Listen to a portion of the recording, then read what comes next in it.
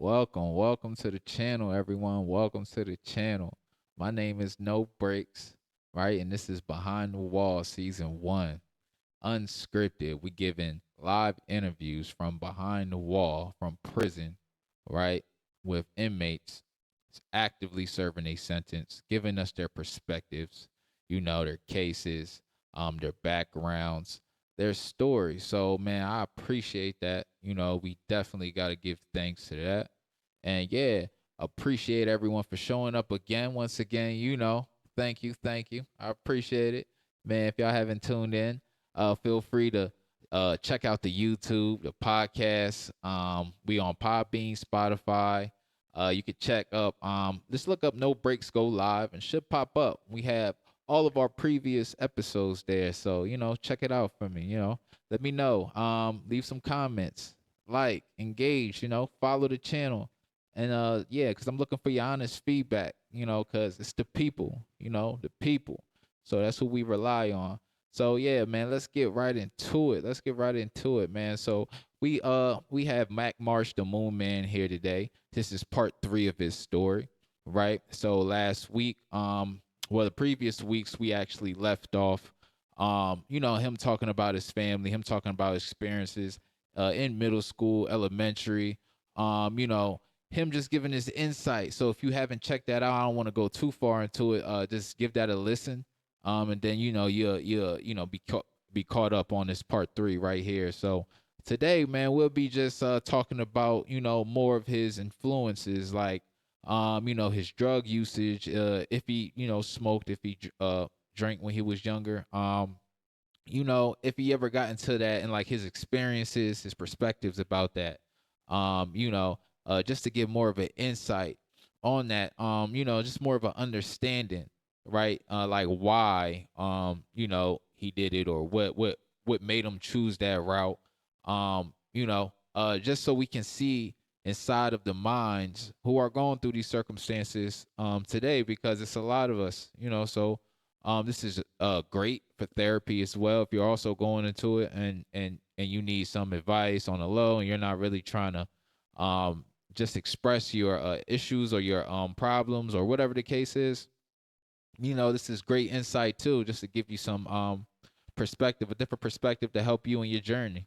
So yeah, So here we just love to, give everyone just positive vibes. Everything is productive. We don't do anything negative for with a negative intention, for any negative reasons, anything of that sort. So we love to keep things positive. We love to keep the energy high, and we love to keep everything in a progressive mind state.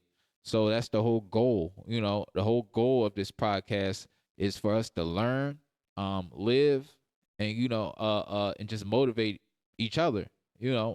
Send each other high energy, high vibes. Learn off each other expected perspectives. Gain understanding. Because we may have people around us, peers, family members, who's going through this, who we hear here, like Mack Marsh and Ski, who gave us their experiences, and now we can sort of see, like, I guess, like the road of how it could turn out. Not saying that everyone's story is alike, but at the same time, you just have like more mistakes to learn off of, because wise people learn off other people's mistakes. So that's something we can do for that, because this is all we got right now is the people. So let's get to it. Yeah. So again, I appreciate everybody for stepping out.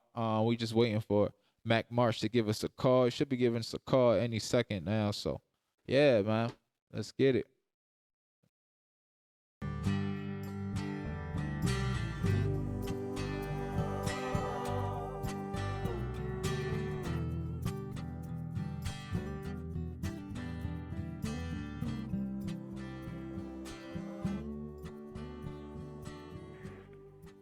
Keeping it flowing. Say, flooded through your airways, recorded from a jailhouse phone. They missing Mac like I ain't coming home. The 380 that I gave back ain't even known. What you say? Huh? Yeah, we good. We good. You ready? Yeah. We live. We good. What's the word, man? What's the Okay. word? Okay, love is love, man. Love is love, man. You Yeah, know. man. We got Mack Marsh here, man. We got Mack Marsh, the Moon Man, in the building. Man, we're gonna get right into it, man. Again, this is Behind the Wall season 1. You know what I mean? Giving y'all the real authentic, nothing scripted. So, you know what I mean? Everything y'all get here is everything y'all get here. You know what I'm saying? So it's exclusive. It's exclusive. So yeah, what's good, Mac? What's the word? Man, blessings on blessings on blessings, man. Blessings, man. Mm-hmm. Hey, man, let me go ahead and give it to y'all, man. Welcome to Behind the Wall. And you know how I say, man, it's the center of the universe. Hey, Mm. Cuzzo, man, go ahead and lead the way, man, and see where it takes us. I got you. I got you. So, man, where we left off was, more of like your middle school. We was digging back into your life.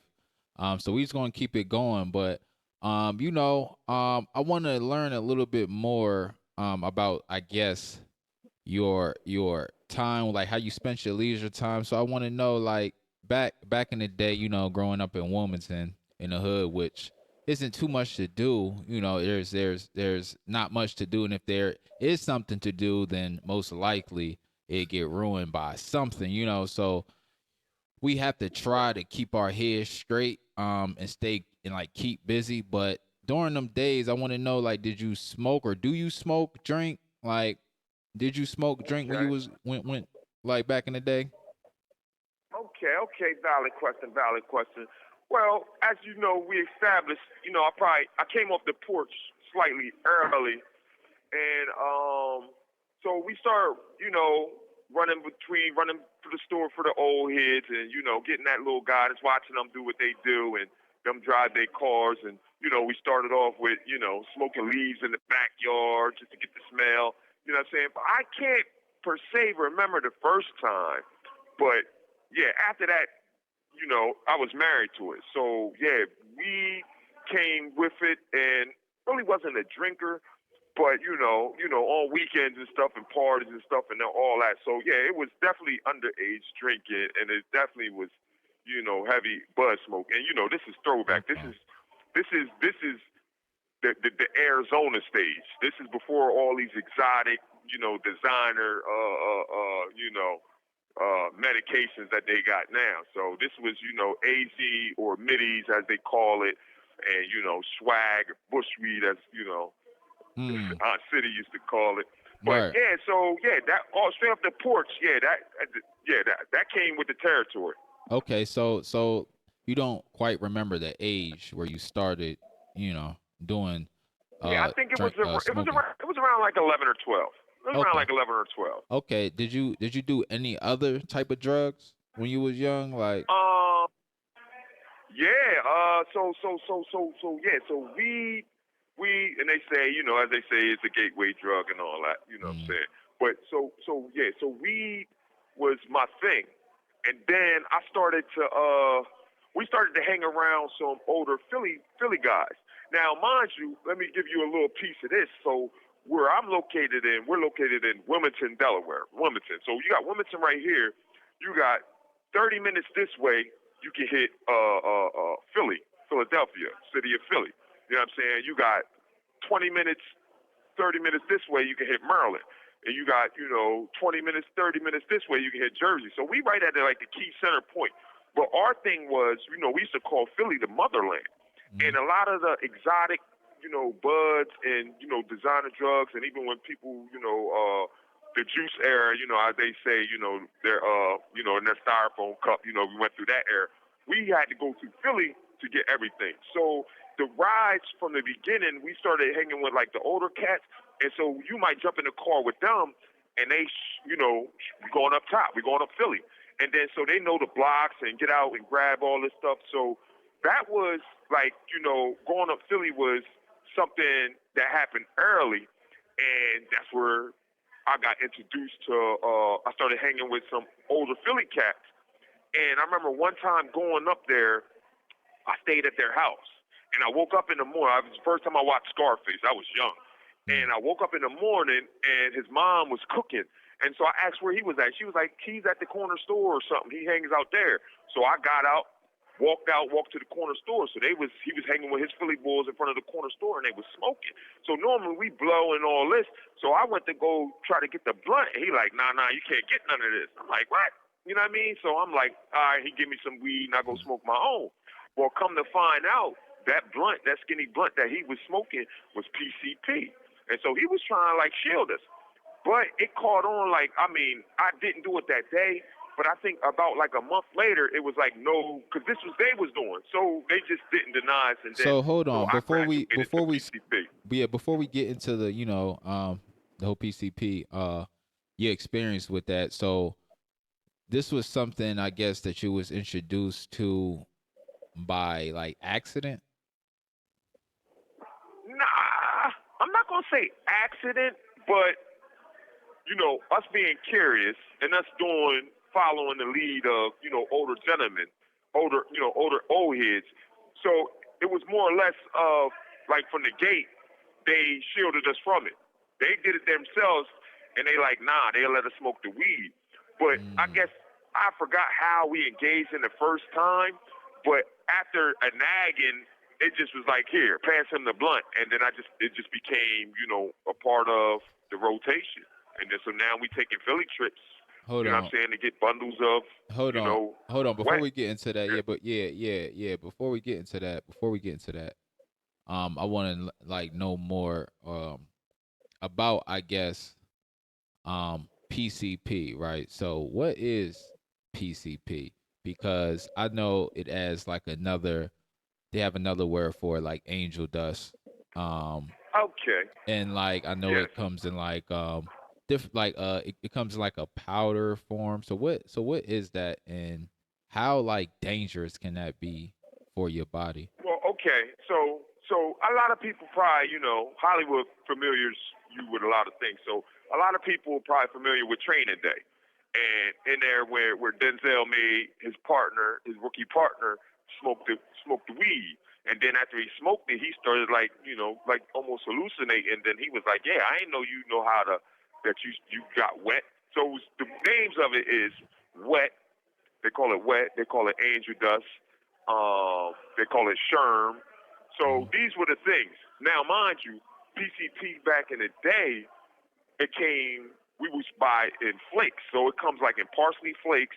And the ingredients that's in it is one of the main ingredients. I don't know. I'm not a chemist to break it all the way down. But it's abominable fluid. So that's what, you know, what they put in dead people. So abominable fluid is a main ingredient. But I also heard rumors of jet fuel and all this other stuff like that. But abominable fluid is a major part of the PCP. And yeah, it goes by all these names. Now, the flakes is, when I started, this was the 90s, the late 90s. And so now, if you look at it, the epidemic that's happened around, you know, my city now is more of they call it what do they call it? Dippers. Mm-hmm. So that's when they just had the fluid, and they had the little liquid fluid, which is clear, and they take their cigarette and they dip it in there and pull it up and let the cigarette dry. And they smoke the cigarette, and that's when people call it smoking dippers. But that's a little later on. I wasn't from that era. I was more from the flakes era. Okay. So yeah, for those who don't know, PCP, like he was saying, wet, angel dust, they have all type of names, like you said, Sherm. Yeah. So I want to just do like, I guess like what effects, I guess, does it have towards your body, and how dangerous is it for you? Okay, so the effects. Because I have here well, yeah, so yeah, what you like a are you talking PCP about, can like basically PCP, the body numbness. I have here dizziness, drooling, slurred speech, but like more about the brain, I guess. Like, because like you said right? that but before we go into your story about when you used it and stuff like that, and I want to just more talk about the effects of it. Effects So of it. yeah, Yeah, I yeah, got you. like towards your brain and stuff like that, because I Yeah. want everyone to be So aware of these type of drugs, and because it is a man-made drug, this right. is nothing natural, y'all, and this can basically like ruin your life. So let that be known. But yeah, Yes. go ahead.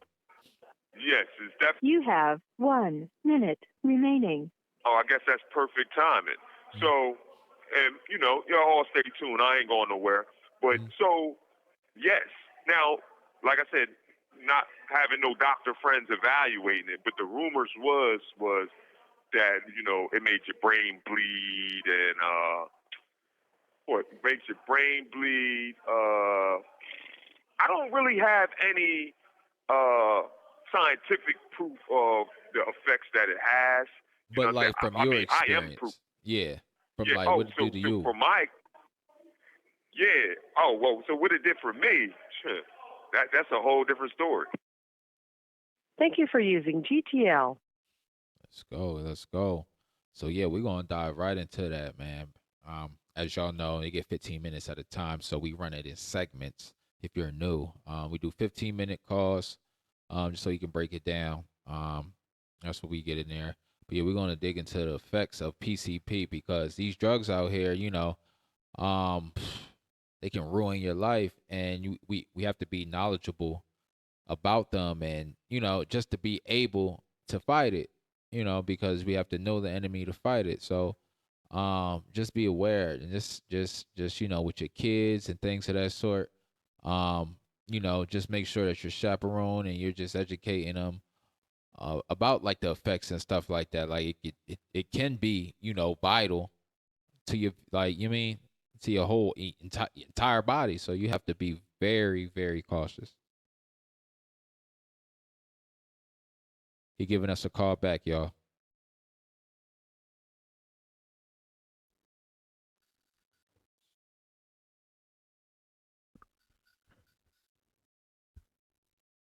GTL. Whoa. Yeah, we still live, man. We up. Okay. So okay. So I got the question that's posed. So all right. So me now I'm gonna tell you. So in the present, not in the present form, but as I was in the mode before, without indulging too much of the aftermath of it, when I used to smoke it, it was like it made me feel like a superhuman into a point. So mind you, like my the gift of the gab became serious. My speech, my dialogue. So it gave me game. You know what I'm saying? Then when as I was playing the streets and all that, and hustling and doing all that, it made me smooth. It had me think in certain ways. So it felt like a super drug. It felt like a super drug that made us superhuman. But if you look back at some of the logic behind it, it didn't always, like, aftermath looking at it like, well, hold on. And so the closest, what they say, the fastest way to get to point A to point B is a straight line. Well, the PCP had me say, well, hold on, why go in a straight line when I can go underneath and then slide to the side and come down from above and then get to B? And so it was just, it was just like, it created my own world. But at the effects of it, it was like I was real, what's the word, had a lot of charisma. You know what I'm Mm. saying? And it attracted a lot of things. So Is in that the beginning of the stage, this is what it became. This is the effects that it had on me. is that like the same thing, or sort of the same thing like bath salt? Nah, see that them things is extreme. And I remember when you said the angel dust. I don't know what angel dust is. Where like the powder form. That's above my pay grade. So that wasn't it. Everything good. I'll talk to you on the joint. Yeah. So Yeah, they the have bath different. salt and all these things, these other man-made drugs, they're Yeah, more extreme because they get to using maybe, I don't know, they got part crack coke in there or hair. I don't know these other things, but yeah. it is different than that. Like the main ingredient of the PCP is abominable fluid. Okay. So yeah, all right. So let's get into your experiences, man. This journey. Because to my understanding, I know that it was a bumpy ride. You know what I mean? So this journey that you was on. So let's get into it, man. just tell us your experience with that drug, man, and like and the effects and what it did to you, and everything like that, man. Okay. So we fast forwarded. Mhm. Okay. So the experience with that, right? So I think it really got heavy when. All right. To give you that, I gotta give you this. So remember, I told you I had the straight F's and was bad in school and all that. So I got to the eighth grade, and I finally got kept back in the eighth grade. But this is when I really started, like, really like branching off and getting out there. And so they sent me from like almost an expel from the regular school district to this school that was called PLC, and that's basically an alternative school for bad kids and all that other stuff. So when I went to this school, like it was it was the wrong thing for someone that like you think you get better, and the proper thing is to go to the school and then tune up for a month or a semester or something, and then you go back to regular school. Well, when I got to this school with all these bad kids, it was like it opened up the door even more. And so like this school was like had smoke breaks, you know what I'm saying? You could leave after lunch, and it was all Mm. fine girls in my class. So that experience right there, that's when I really like jumped off the porch real heavy and started like skipping out of school. So mind you, so now I'm smoking the PCP, I'm smoking the so it got to the point where at first people mix it. So you put some weed and then you put some PCP on there and then you smoke it like that. But it got to the point where I didn't even want the weed part. It was straight PCP. So I used to put a couple jars in there and I'd be off. And then so mind you, in the mix of me doing this, like I'm handling, my quote unquote street business. So like I'm up on my game, jugging and finessing and all this other stuff, and I'm back and forth to Philly like every couple of days. I got to I used to so one of the things was my mom taught me how to drive in the parking lot. And then so I used to steal a car after that. And steal it at night, come back, park it in the same spot. Well, anyway, before I had a license, I kind of like convinced her like I was responsible enough, and so she took me to a car auction.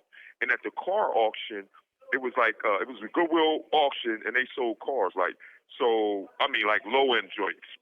We call them hoopties, and you'll get a Mm. 1989 Oldsmobile or an 87 this. And Mhm. so I would go there with like $600-700, and I would leave with like three cars. You know what I mean? 200 a piece and stuff like that.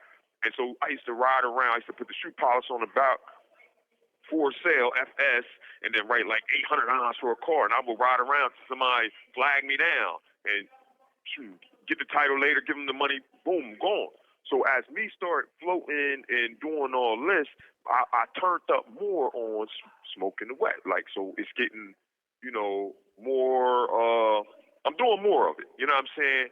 And so basically, just I'm doing this. This is for years now. I think this is for a couple years because I think it was like 99, 98, 99, 2001, and I just turned up. So I was functioning on this drug for several years. Well, it was just one point, and it wasn't like, so I'm going to tell you about this drug. So this drug would be like this. So mind you, all my peers were smoking it. And so we say it's me and two other people in the car. And we be in the car and we smoking and it's going around. And then my man, this is the experience. I ain't gonna say no names, but my man was in the back seat. So the blunt goes around once, it goes around twice, and then so we sitting there listening to the music, and then all you hear is, "I love you guys," and then so we already know what it is because this is what they call I don't know, they call some things eppies or trip out, but so he gets to crying, man, I love you guys and all this. So now we're like, all right, he's gone. So we had to get him, nurse him to the crib and get him in the bed and tell his mom why. He's like, no, we're dating. And just so like you had these points where people would skits, you know what I'm saying? But I was always strong where I never had them skits moment. And I seen people like you'll hear stories of somebody like stripping off their clothes and running down the street butt naked and doing some crazy stuff. This is what this drug does. But I Mm. felt like I was in control of it. Well, one, I can't remember exactly when it happened, but one point I just snapped. And it wasn't of me smoking it at that time and snapping versus, because normally when you flip out, you only flip out for a couple hours and then you come back. Well, anyway, I flipped out. And I didn't come back for 6 months. And I'm talking about during that process, I'm not smoking no more. You know what I'm saying? I'm just trying to get back. I think the first time, and now, so no, this experience to tell you how I was feeling and what I can remember out of that was, if the TV's on, oh, the TV's talking to me. You know what I'm saying?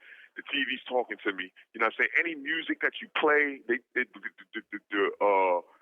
music is about me. I felt like the connection in everything. And then so I remember one time my mom, she worked at the post office on the west side of town. So I used to hang out over the west side of town. And then so she's like, you know, she got to go to work, but she see I'm kind of like off my rockers, whatever. So she goes to take me to a hotel, like to sleep it off. So I go to this motel, but while we in the motel and we ready to check in, they had like a picture of the room, like, you know, to show you the customers, like this was type room you'll be going in. Mm-hmm. And I seen that picture and I just skits. And I'm like, they watching me. They the feds and they all. So I tripped out. So she like, nah, boy, we got to go. So we get back on the city bus and we drive back in town. So she leaves me on the block like, I got to go to work. So I'm down on this town. It's like 8 o'clock in the morning, 7 o'clock in the morning. She goes to work like 10 blocks up. So I'm out here. Nobody's out on the block. And then I don't know what possessed me, but see, I think what it was is, and I end up, it's like a schizophrenia. So you remember all this? Down, the paranoid. So you remember all this, right? Like you're not like blacked out or anything like that.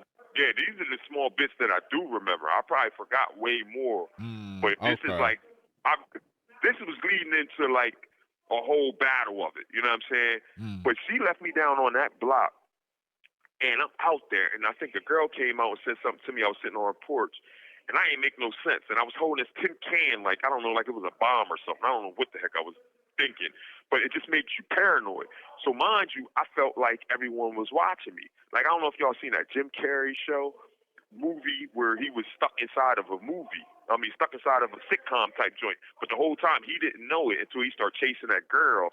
And come to find out, it like was a movie all about him the whole time, and he didn't know.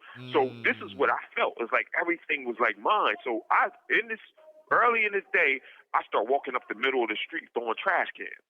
So I'm throwing trash cans in the middle of the street. I'm walking right up a busy street. The car's coming down. They blowing the horn. I'm just walking straight up. So I go up to my mom's job. I write on a letter. I write on a piece of paper, I need to see Jennifer Brown. So the lady comes in for me. Wait. She's not in. She's out on her route. So you was throwing trash cans? Yeah, the empty, because it was trash. They had their trash that morning. And so you know how you got all the empty trash cans on the sidewalk. At so cars? I just start walking. Huh? At cars? No. Just throwing them in the street. I don't know what the purpose was behind it. Okay, but of course. As I'm walking up a main street, I'm walking in between. It's a 2-lane street that comes down, and I'm walking up the middle of it, and cars is going past me. Oh. So I walk the 3 blocks up. Yeah. I'm tripping. So look, I walk the 3 blocks up, and I get to her job, and then so I give the lady the message, the letter, and she says, she's out on her route right now. So I'm like. So I come out of the thing, you know, the old school mailboxes where you put your mail in, like the blue joints. There are like 3 of them that's posted right outside the post office. So I stand up on top of this thing, and I got my hands out like I'm on a cross. Oh, man. So somebody eventually did the right thing. They called it the police, the ambulance. You so wild. That was my first experience going to the Rockford house. And that's like if you want to call it, a crazy house. So they evaluate you for 72 hours. So I go to this place, and I feel like I'm around Hollywood. Like, I think everybody in here, like, I didn't crack the code, and everyone that's in here are different actors, and I'm coming out. So, like, they shoot me up with this one drug. They give me the pills, and they make my face lock up. And so they had to shoot me to go against that or whatever. So I basically sat in this place tripping, and then they released me. And so when they released me, I came home. So when I came home, and at this time, because we skipping some things in my lifeline, Well, just to pull them up, so I used to live on 25th and Washington Street, where my mom still owns a house now. But my grandma's house is on 25th, but it's up in like a nicer neighborhood, but it's right up the highway, and it's 4 stories, a 4-story house, including the basement. And so my mom and my family end up moving into this house with my grandma's house.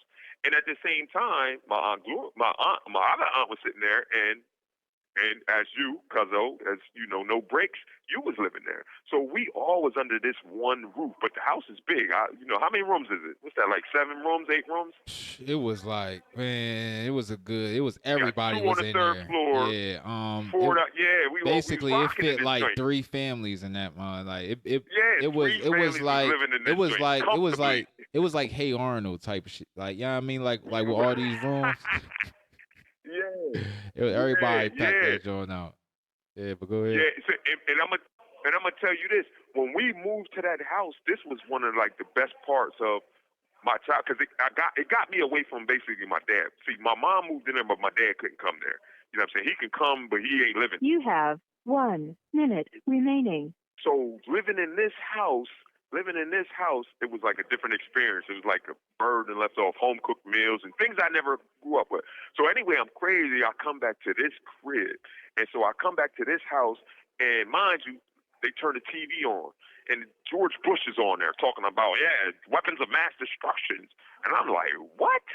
And so I think he's talking directly about me. So true story. So I go, and mind you, I had a whistle. Y'all decode that later. I had a whistle in the crib. So he's talking about mass destruction, weapons of mass destruction and an invasion. I take this whistle and I throw it out the 3rd floor window, right outside. Think, think, think. And I'm in there. So my little cousin comes and he's like, yo, what's up? And I'm like, I got rid of it. He's like, what did you do? And I told him what I did. He ran down there and got it right before his mom pulled up. Whoa. Thank you for using GTL. Oh man, this is wild.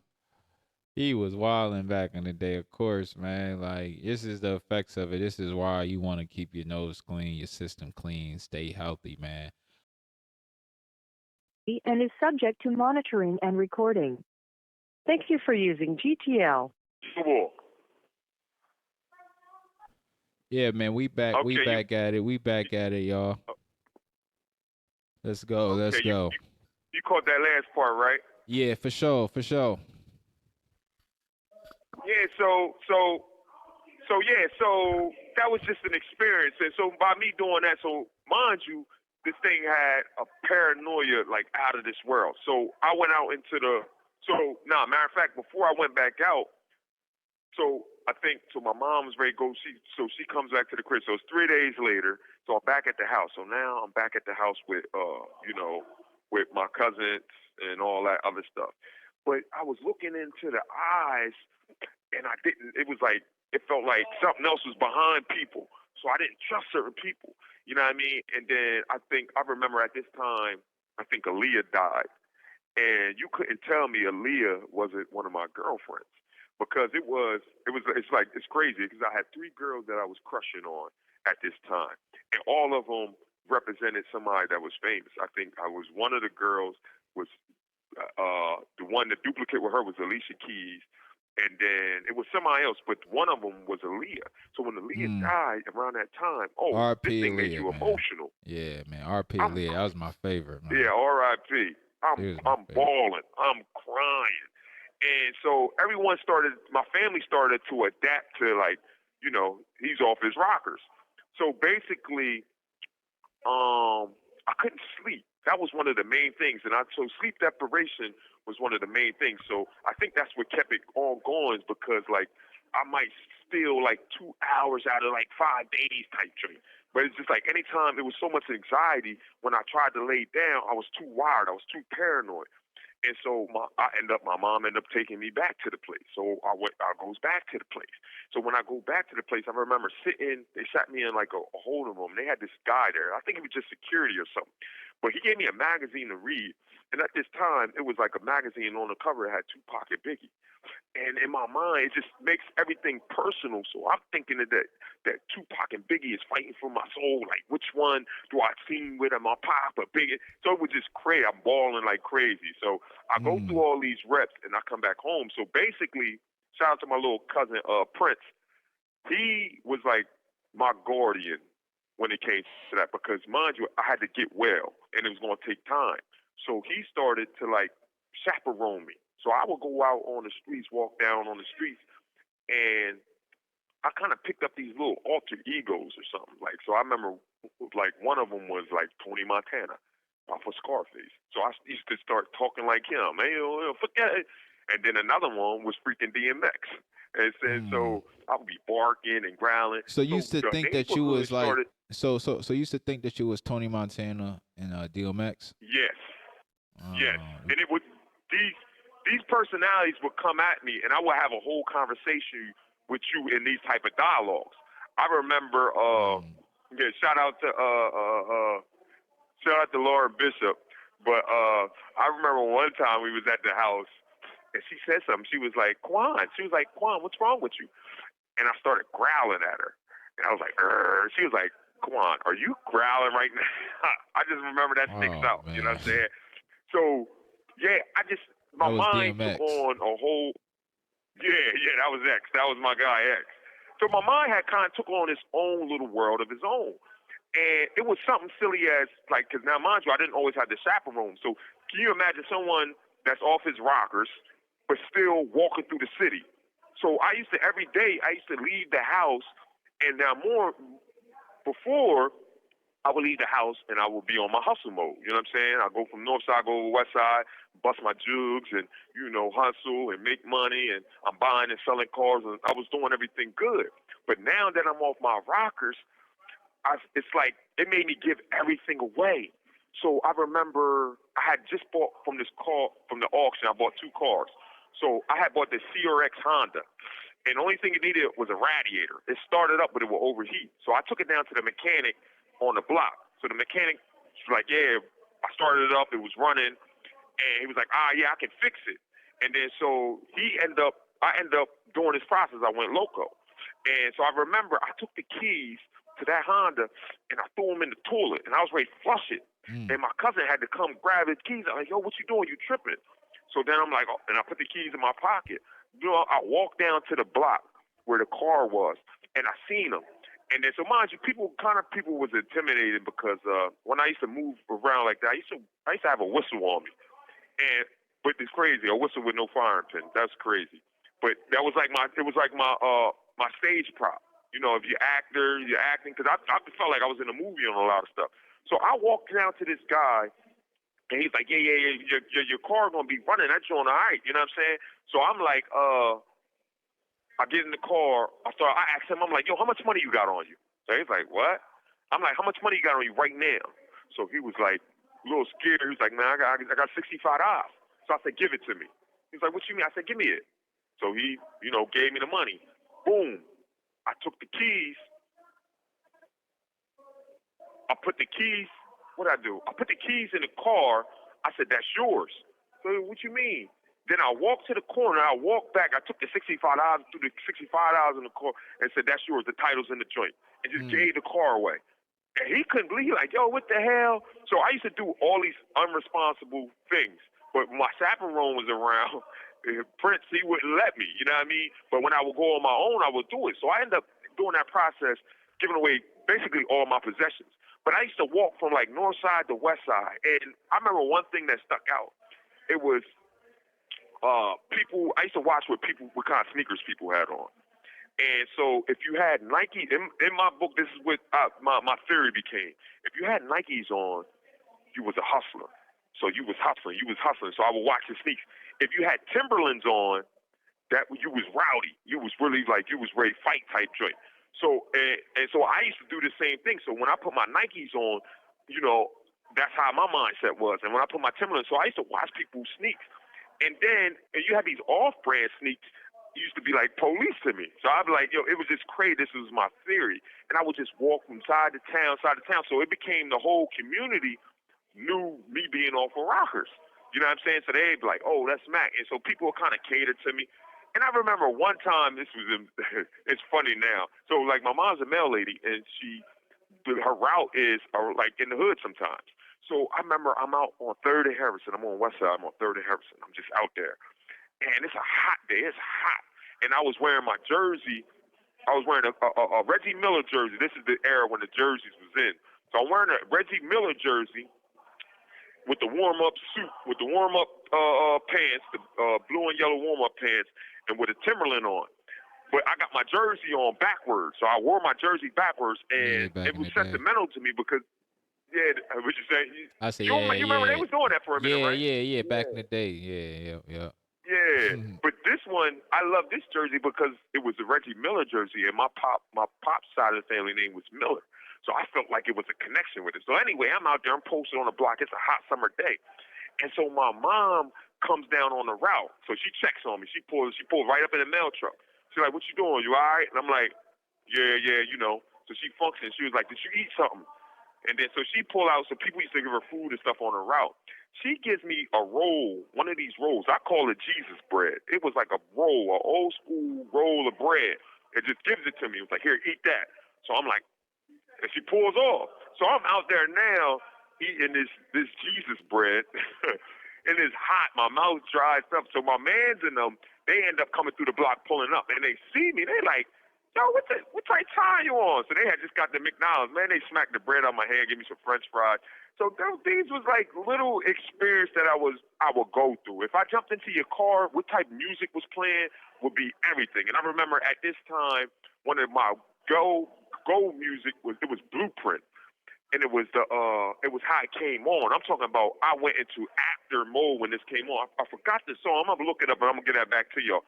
But it's the Blueprint album, and it's Hov talking about Hov been fighting all of his life. It's not new to me. What did I do? You screw me. He said, but I got no problems going back. I represent like that boy right there still give me goosebumps. But when this was popping at this time, so you'll come on, you'll play that joint. I would do like the whole. So yeah, this went on. So all these experiences, just singles experiences, but this went on for a period of like 4 or 5 months. So and I went to the Rocker Center 3 different times. Was you still smoking PCP during this like daily or? Nope. And this not and nope. And that was the last time like this happened. I'm like not greatest with dates, but I never smoked PCP after 2003. So how many times did you smoke it? Do you know? Like because did that just happen off of that one time?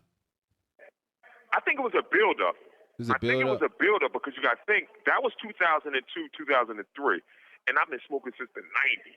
And it got to the point where I wouldn't smoke nothing else but that. So you talking a couple years stronger, this building up in my system. And so it just one time I just blacked and I stayed there and I never touched it again. But I feel tingles of it because I also, like, I don't regret anything I do.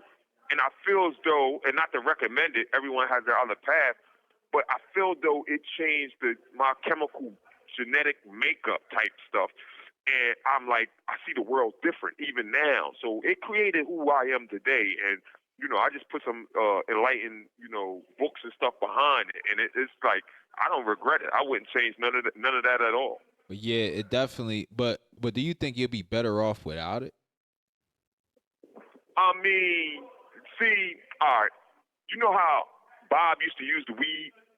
Not use it, but certain people, like you got Native Americans, they use certain mind-altering drugs to, you know, navigate through, you know. It just, so I believe that's like I believe it created a different antenna for me to get a different reception of things that our five senses can't pick up. So I think it aided me, but it doesn't mean it aids the next man.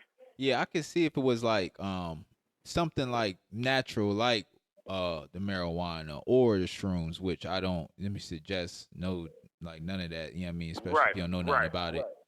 But like that's like man-made. So I think that you, in my opinion, I feel like you would have been better off without that shit. Honestly. Well, yeah, and then that's a conclusion that the world we will probably never know because, you know what I'm saying?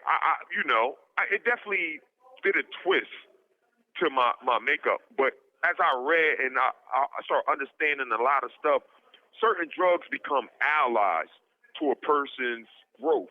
But what works for this person doesn't work for this person. So this person can smoke weed, which is natural, and he gets this type of, you know, experience, and his life changes this way. But this guy does this. He does acid, or you know what I mean. So I think it's in that family of, like, when they even came out with what was that? They was experiment with in the '60s, LSD. You know what I'm saying? So this is another man-made chemical, but it has proven, and that's why they outlawed it. And they was doing it where people can do, like, you know, different psychic type of stuff off of these type of drugs, and the government uses it. So it's some of these things become allies, even though they man-made. They still affect certain people different ways. So I Yeah, think I that agree. comes into that family, but. Yeah, I wouldn't recommend it. I definitely wouldn't recommend it. And most of the people that I see that's on it right now is like, you know, Yeah, I don't know, they going off nowhere it. fast. Right. Put it that way. Right. So man, I was woo. So that experience that you had, man, god damn. Man, I was a lot. I ain't gonna lie. So like I guess like afterwards, like the aftermath, when like how long did it take for you to start like becoming, back to Mack Marsh or your normal self again? I okay, so I think so. Mind you, I think this. I think I call it a polio loco. I think I was this way for like 4, 5 to 6 months. So after that, I started like, all right. So all right. So one time I thought I was back. You have 1 minute remaining. So one time I thought I was back, right? And so I go over to the block. I go over West Side, and so feeling like so my peoples pull up on me. He talking to me. My conversation is like the old me. So he dropped something on my hand. He like, yo, here, go ahead, man, get back off of this. So he put something in my hand. I'm like, okay, cool. So I go around the corner. I go hit the block. So I'm on the block. Boom. So my peoples from Northside, they drive through. They see me. They see me back in the block. So now they root for me. They're like, yeah, that's what's up. That's what's up. And then so boom. And so I salute them. They keep it moving. So mind you, a car pulls up, a customer pulls up, and I'm going to bust the sale. And I look at the name that's on this thing, and it was Game Over. And it shocked my whole psyche. I ran away from the joint. I threw it on the roof, and I had like a relapse of, Hmm. me, boom. So it kind of had me in the fog for a second, in and out. And to this day, I still experience it. Like when I came home, if I drink and I smoke. Thank you for using GTL. Hmm. And yeah, thank y'all. Thank y'all for tuning in, man. This is Behind the Wall season 1, man. And yeah, this was an interesting episode, man. Of course, this is raw, authentic, nothing is scripted, man. So, if you see some things that's out of line or kind of dysfunctional, just know, man, this is all freestyle, man. So yeah, I want to give everybody thanks. If y'all missed the episode, want to go back to the episode, to the previous episodes, just go on the podcast, Podbeam, Spotify. You can also go on YouTube and catch the visuals. And yeah, man, we definitely have some exciting shows, exciting episodes. So yeah, just listen to that. Just listen to that, man. Just leave the feedback, like, follow, share it, and share it, man. This is the real story, man. Straight out of Wilmington, Delaware. So yeah, appreciate everyone for showing up. Yeah, man, and we out.